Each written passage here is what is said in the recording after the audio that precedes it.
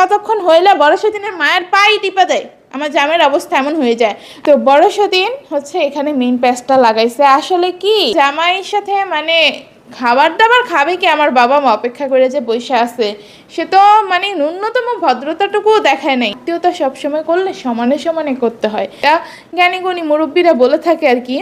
আসসালামু আলাইকুম everyone, welcome back to my another new blog. তো গাইস, আপনারা ইতিমধ্যে সবাই জানেন যে আমার বাবা মা আসছে। তো আসার পরে জামাই তো ছিল হচ্ছে ভার্সিটিতে। তা আপনাদের সবার মনে অনেক আগ্রহ যে ভাইয়াকে এখনও আসে নাই, আসার পরে কি কি হয়েছে আপু কিছু জানাইলেন না। মানে আগের ব্লগটা আপলোড করার পরে দেখলাম যে সবাই কমেন্ট করতেছেন, আরও অনেক কমেন্ট করছেন, অনেক প্রশ্ন করছেন আমাকে। সব কিছুর উত্তরই আমি আপনাদেরকে দিব।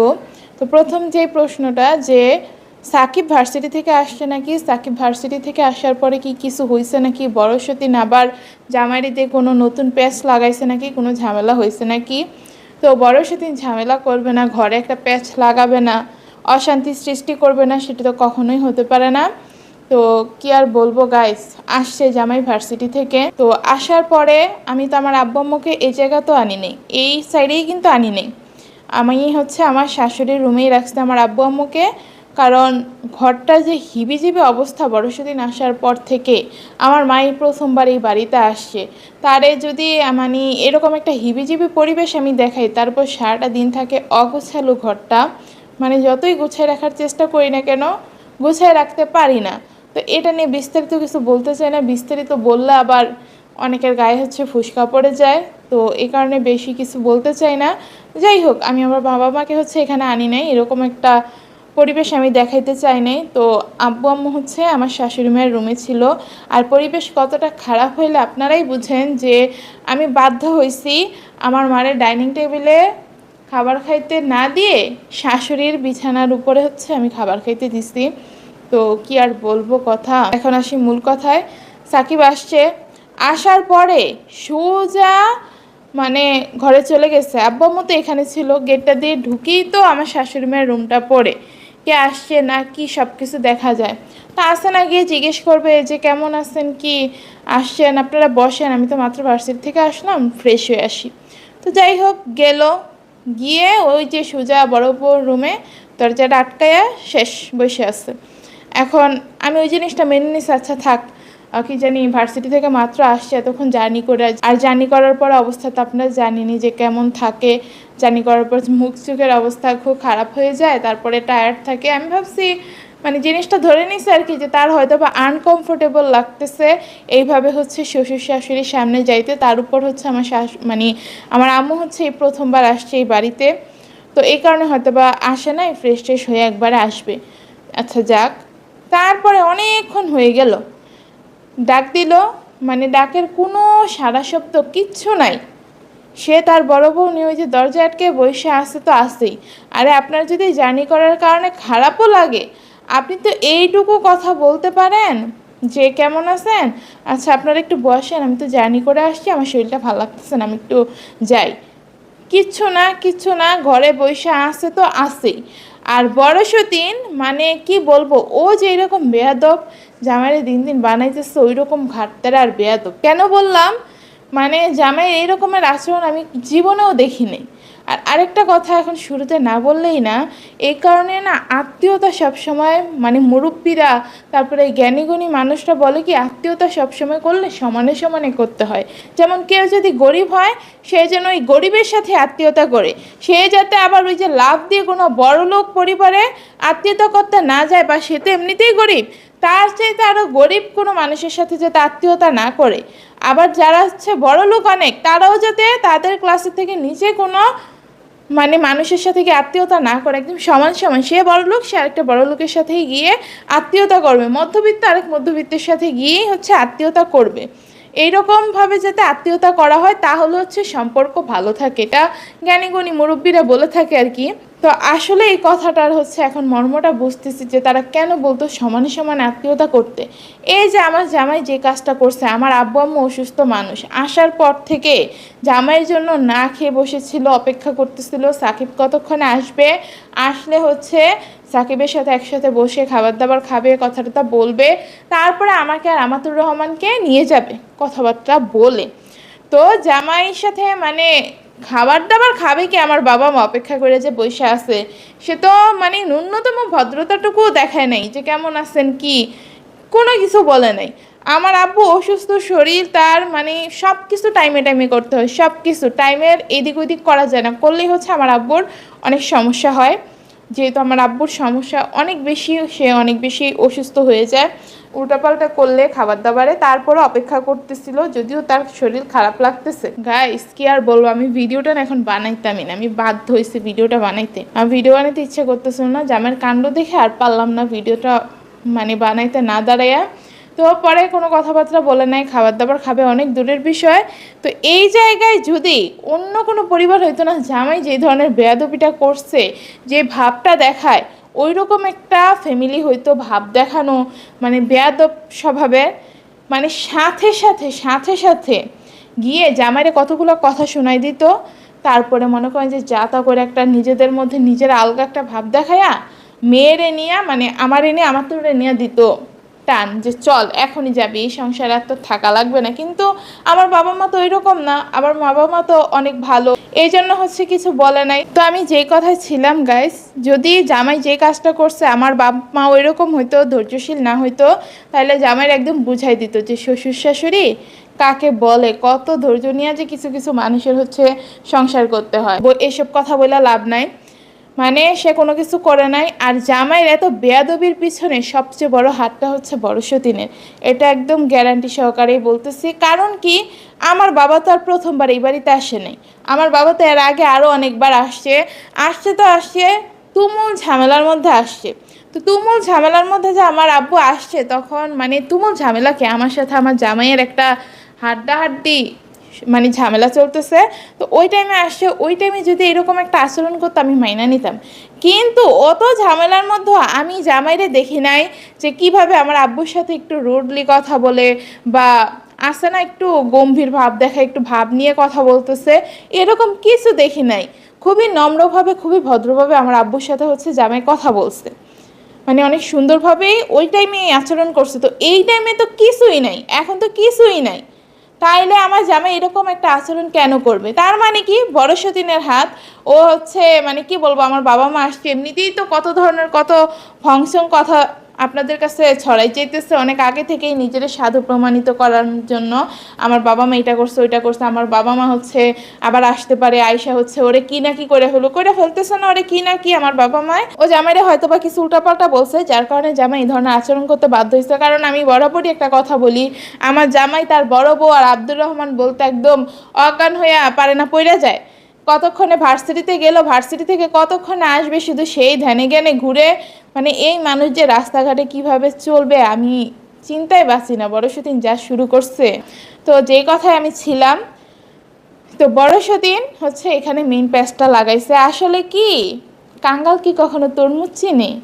বড় সতীনের অবস্থা হইতেছে এমন, ও যেই রকম নিজ একটা জায়গা থেকে আসছে, ওর কথাবার্তা ওর চাল চলনও ঠিক ওই রকমই। আমি ফ্যামিলি নিয়ে কথা বলতে চাই নাই, কিন্তু বলতে বাধ্য হইলাম বড় সতীনের আচার আচরণের কারণে। মানে কিছু বলার নেই, হয়তো বা অন্যদের মধ্যে ভালো কিছু থাকলেও থাকতে পারে, কিন্তু বড় সতীনের মধ্যে বিন্দু মাত্র ভালো গুণ বলতে কিচ্ছু নেই গাইস। আপনারা যখন বড় সতীনের আসল রূপটা আস্তে আস্তে দেখবেন, অলরেডি কিন্তু প্রকাশ পাইতেছে বড় সতীন যে কোন ধরনের মেয়ে।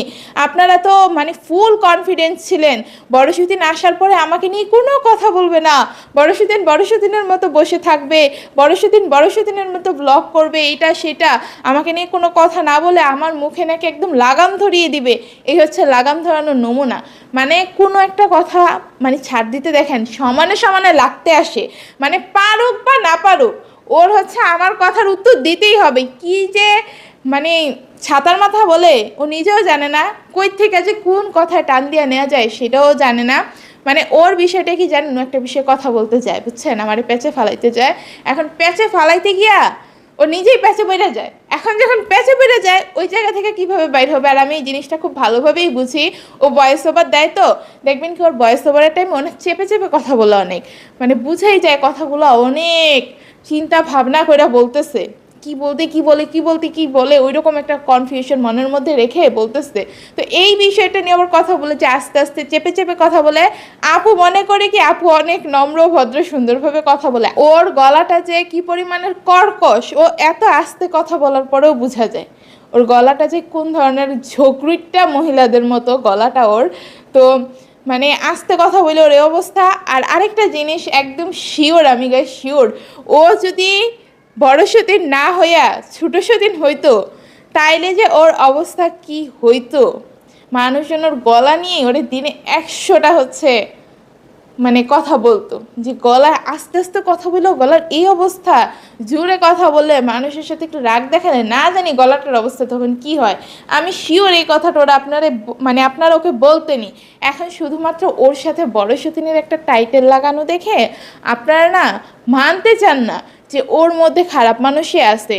আর আপনাদেরকে একটা কথা বলে রাখতে চাই যে সব ছোট বউরা কখনো খারাপ হয় না, আবার সব ভালো বউরাও কখনো ভালো না, মানে সব বড় বড় কখনো ভালো হয় না। এই বাস্তবতাটা আপনারা মেনে নিতে শিখেন। সব বড় বড় ভালো হয় না, ভালো মানুষের একটা আচরণ সবাই দেখাইতে পারে, কিন্তু যে সত্যিকারের যেই হচ্ছে নিজের মধ্যে সত্য প্রকাশ করার যেই সাহসটা, ওইটা সবার মধ্যে থাকে না। সেই সাহসটা দেখিয়ে মানুষের কাছ থেকে তিরস্কার পাওয়ার পরও সেই জায়গায় দাঁড়িয়ে থাকার মতো সাহস সবার হয় না। এই যেমন বড় সতীনটা আপনারা মিলাই নিয়েন, একটা দিন শুধু খারাপ কথা বইলে দেখেন বড় সতীন অবস্থাটা কি করে। আর ও যে কোন ধরনের মেয়ে সেটা নিয়ে আমি কি বলবো গাইস। ও জামাইয়ের সাথে মানে কি পরিমাণে রাগগুলা যে দেখায় সেটা তো আপনাদেরকে আগের ভিডিওতে আমি একদম বাস্তব প্রমাণ দেখাই দিছি যে ও কি পরিমাণে রাগ দেখাইলে জামাই হচ্ছে ওরে আবার পরের দিন বাজার সদায় এনে দিতে বাধ্য হয়। ও কোন ধরনের ভালো মেয়ে হইলো, ওর যে এত বড়াই, এত ভালো ভালো কথা বলে, ও কতদিন এটা দেখাইতে পারে আমি দেখবো। তো গাইস আমি যেই কথাই ছিলাম অনেক এক্সট্রা কথা বলছি।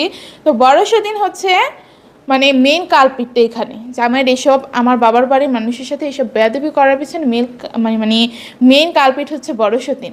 কারণ কি, ও চাইলে কিন্তু জামাইরে হচ্ছে বুঝে শুনে পাঠাইতে পারতো, কারণ বড় সতীন তো অনেক ভালো একটা মেয়ে, অনেক বুদ্ধিমতী, অনেক ভদ্র নম্র, 10 জনের সাথে মিলেমিশে চলে ফিরে খাইতে পারে। খারাপ তো আমার হচ্ছে মানুষের সাথে বনে না, আমি হচ্ছে মানুষের সাথে মিলেমিশে চলতে পারি না, চিল্লাচিল্লি করে কথা বলি। বড় সতীন তো আবার চিল্লাচিল্লি করে কথা বলতে পারে না, খুবই নম্র খুবই মিষ্টিভাবে কথা বলে, বুঝছেন।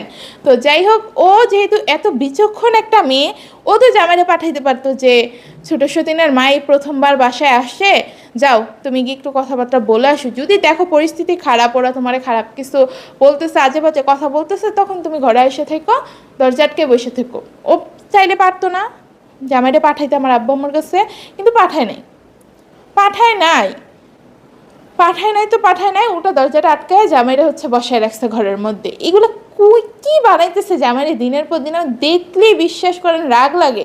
বেটা মানুষ সারাদিন বাইরে ঘুরবে ফিরবে, তারপরে ঘরে আসবে, সবার সাথে হচ্ছে ভালোভাবে কথা বলবে, মিলেমিশে থাকবে, তা না দরজা আটকে বসে থাকে। এগুলো কি, আমি আসলে এগুলোর কোনো আগামাথা বুঝি না। তো যাই হোক, বড় সেদিন পাঠায়নি, অথচ বড় সেদিনের মা যখন আসে ওনাকে সবার সাথে একরকম, সবার সাথে ওর সম্পর্ক অনেক ভালো।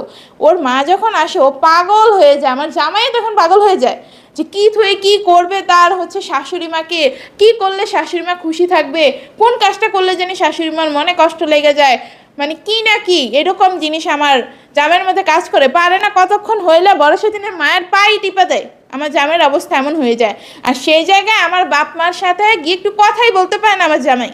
আর বড় সেদিনও বা কেমন একবার চিন্তা করেন, পাঠায় নাই, ওর মা আসলে একদম ও পাগল হয়ে যায় যে আমার আম্মুকে এটা এনে দাও, আমার আম্মুর ওই টাইমে ওইটা লাগে, আমার আম্মুর ওই টাইমে ওইটা লাগে। আমি এইসব নিয়ে কথা বলতাম না, আজকে কথা বলতে বাধ্য হইলাম, যেহেতু বড় সেদিন এই ধরনের একটা ভণ্ডামি করছে, কথাগুলো বলতে বাধ্য হইলাম। কারণ মেহমান আসলে তার আতিথেয়তা করবে, এটাই খুব স্বাভাবিক। কিন্তু এটা যদি হয় নির্দিষ্ট কোনো মানুষের জন্য, নির্দিষ্ট কোনো আত্মীয়ের জন্য, আর বাকি আত্মীয়রা আসলে তাদেরকে হচ্ছে ফিরেও তাকাবে না, তাহলে তো আবার সমস্যা, তাই না?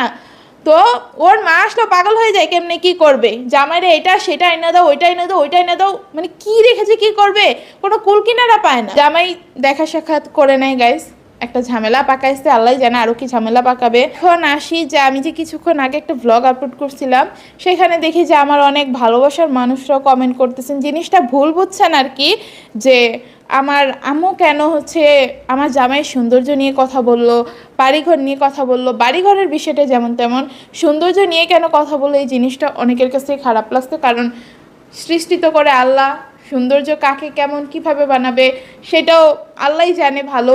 আল্লাহর পছন্দ মতোই সবাইকে বানায়, সৃষ্টির সব কিছুই সুন্দর হয়ে থাকে। তো এখন আমার আম্মু কেন এটা নিয়ে কথা বলছে আপনাদেরকে একটু বিষয়টা ভাঙিয়ে দেওয়া যায়। আমি জানি এটা নিয়ে আরও কিছু মানুষের আরও অনেক ধরনের অ্যালার্জি শুরু হয়ে যাবে, যার কারণে আগেভাগেই বিষয়টা হচ্ছে আমি ভেঙে রাখলাম আপনাদের কাছে। প্রথমত আমার আম্মু কিন্তু এই প্রথমবার আসছে আমার শ্বশুর বাড়িতে। তো আসার পরে একটা সে নর্মাল কি বলে তার একটা অপিনিয়ন দিছে যে তার কাছে জিনিসগুলো কেমন লাগছে, জামাইরে যেমন লাগছে সে সেটাই বলছে, সত্যি কথাই বলছে। এখন তার কাছে ভালো লাগে নাই, সে মিথ্যা মিথ্যা দেখাইলো যে না ঠিক আছে এটা সেটা, কিন্তু মনের ভিতরে হচ্ছে শয়তানি গেঁথে রাখলো আমার ঘরের একজনের মতো। তাইলে তো সমস্যা, তার মনে যেটা ছিল সে সেটা প্রকাশ করে দিছে। আর আমি আপনাদের কাছে এসে বলছি কারণ এটা নর্মাল একটা অপিনিয়ন আমার মা জানাইছে। তো 3 তলা একটা হচ্ছে ভাঙাচুরা বাড়ি, এটা নিয়ে কেন কথা বলছে, তার কাছে যেমন মনে হয়েছে ভাই ঘরে একটা ভালো ফার্নিচার নাই, কিছু নাই, তারপরে এমন না যে 3 তলা বাড়িটা হচ্ছে বাইরে থেকে অনেক রাজকীয় মনে হয়, অনেক এটা সেটা লাগে, ওই রকম কিছুও না। তা আমার মার যেটা মনে হয়েছে আমার মা সেটা বলছে। আমি হয়তো বা আপনাদের কাছে বলার সময় একটু আমার কথার টোনের কারণে হয়তো বা আপনাদের কাছে অন্যরকম মনে হয়েছে, যাই হোক সেটা নিয়ে এখন কিছু বলবো না। বলি যে জামাইকে হচ্ছে আমার মা কালো বলছে, এটা ওইটা আমি কেন এটা আপনাদের কাছে বললাম, আমার নিজেরই তো খারাপ লাগার কথা ছিল। তো শুনেন, জামাইকে কালো এইটা সেটা কোনো কিছুই বলে নাই। আমার মা জিনিসটা বুঝাইতে চাইছে এমন যে মানুষজন তো আছে না অনেকে যে টাকা পয়সা দেখে বিয়ে করে, টাকা পয়সা যদি ছেলের থাকে তাহলে হচ্ছে ছেলের বউ বাচ্চা কিছু আছে নাকি দেখে না ওই ছেলের ঘাড়ে গিয়ে ঝুল্লা পড়ে, এরকম অনেক মেয়েরা আছে। তো আমার জামাই তো আহামরি ভাই অত টাকা নাই যে আমার জামাইয়ের গুলশান বনানি তারপরে ভালো ভালো জায়গায় কোনো জায়গা জমি বাড়ি গাড়ির কোনো অভাব নাই। আমার নামে 3-4টা বাড়ি গুলশানে দিয়ে রাখছে, বনানীতে দিয়ে রাখছে 4-5টা ফ্ল্যাট, এমন কিছু হতো না যে আমি টাকার লোভে হচ্ছে সতীনের সংসার করতেছি, এরকম কিছু না। তারপরে আমার জামাই আহামরি অত সুন্দর না, যেটা সত্যি কথা গাইস। হ্যাঁ আমার জামাই আমার কাছে অনেক সুন্দর, অনেক সুদর্শন পুরুষ, না হলে তো আমি আর তার সাথে 5 বছর ধরে সংসার করতাম না। একটা জিনিস দেখেন, মানে স্বামী স্ত্রীর মধ্যে যতই ঝগড়া যাই হোক না কেন সংসার করা যায়, অনেক ঝামেলার মতো সংসার করা যায়, কিন্তু একজনকে যদি আরেকজনের কাছে মানে পরস্পরের যদি পরস্পরকে ভালো না লাগে সেই ক্ষেত্রে কিন্তু সংসারটা করা যায় না, সেক্ষেত্রে সম্পর্ক শুরুর আগেই কিন্তু ভেঙে যায়। তো আমার জামাইকে আমার কাছে ভালো লাগে দেখেই হচ্ছে আমি সংসারটা হচ্ছে করতেছি এতদিন ধরে। আমার জামাই আমার কাছে অনেক সুন্দর। আর আরেকটা মজার বিষয়, আপনারা কিছু মানুষ যেভাবে বলতেছেন ভাই সবার জামাই যদি সবার কাছে ভালো লাগতো তাহলে তো দুনিয়া থাকতো না, কী যে হয়তো সেই ওয়ার্ডটা উচ্চারণ করলাম না, আপনারাই বুঝে নেন। তো যার যার নির্দিষ্ট ব্যক্তি তার কাছে সুন্দর, জাস্ট মানুষজন তার নিজের অপিনিয়নটা জানায়, এতটুকুই। একদম ভালো লাগতে হবে নির্দিষ্ট করে ওই রকম কোনো বাধ্যবাধকতা নাই কারোর ক্ষেত্রে। আহামরি অনেক সুন্দর যে 100 জন পুরুষ লোক একটা জায়গা দিয়ে হেঁটে যাইতেছে, ওই 100 জনের মধ্যে আমার জামাইয়ের দিকে চোখটা পড়বে, সাইডে দিয়ে কিছু মেয়ে মানুষ যাইতেছে তাদের হচ্ছে আমার জামাইয়ের দিকে নজরটা পড়ছে, ওই 100 জন মানুষ বাদ দিয়ে যে দেখ ছেলেটা কত সুন্দর, আমি তো ক্রাশ খেয়ে খেলাম, হাই এত সুন্দর ছেলে তো জীবনেও দেখি নাই, আমি তো ক্রাশ খেয়ে গেছি, ওই রকম কিছু কিন্তু আমার জামের মধ্যে নাই। তো আমার মা হচ্ছে ভুলটা বলছে কি, আমার মা কিন্তু 5 বছর পরে এই প্রথম আসলো এই বাড়িতে। তো প্রথম যখন কারোর বিয়ে হয়, আমি অন্যান্যদের তুলনাতে আপনাদেরকে ভালোভাবে বিষয়টা বুঝিয়ে দেই, প্রথম যখন কারো বিয়ে হয় তখন মানুষজন এসে কী দেখে, মানুষজন কি ঘরের মানুষজনই কী দেখে, সৌন্দর্যটা আগে দেখে, সৌন্দর্য দেখার পরে দেখে যে বাড়িঘরের পরিবেশটা কেমন, বাড়িটা সুন্দর নাকি, তারপরে বাড়ির ফার্নিচারগুলো কেমন সেটাই তো দেখে, ওইগুলো নিয়েই তো কান ঘষাঘষি হয় যে ঘরের ফার্নিচারটা সুন্দর নাকি, দেখি তো খাটটা সুন্দর নাকি, সোফাটা সুন্দর নাকি, এটাই দেখে না। তো আমার মা তো সেটাই বলছে, সে আমার বিয়ের না হলে 5 বছর হয়ে গেছে, কিন্তু আমার মা তো আসছে প্রথমবার, তো প্রথমবার তার দেখার পরে যা লাগছে সে তো তাই বলবে। আমার মাও যেমন সাকিবরে এই প্রথমবার দেখছে, মানে সাকিবও তো আমার মারে হচ্ছে প্রথমবারই দেখছে, এই বাড়িও তো আমার মা প্রথমবারই দেখছে। এমন তো না যে 5 বছর আমার মার হচ্ছে অগাধ আসা যাওয়া ছিল, একটা মেয়ের কথা শুই না। এরকম ভুল কেউ করে কিনা আমি জানি না, তুমি যেটা করছো, না ছেলে টাকা পয়সা বাড়ি গাড়ির অভাব নাই না কিছু, বিয়ে করছো একটা বেকার ছেলে ছোট মানুষ, এভাবেই বলতেছিল বিয়ে করছো একটা বেকার ছেলে ছোট মানুষ, কি বুঝা কি করলা আমি কিছু বুঝি না। যাই হোক, তোমার ভালোই ভালো, তুমি ভালো থাকলেই ভালো।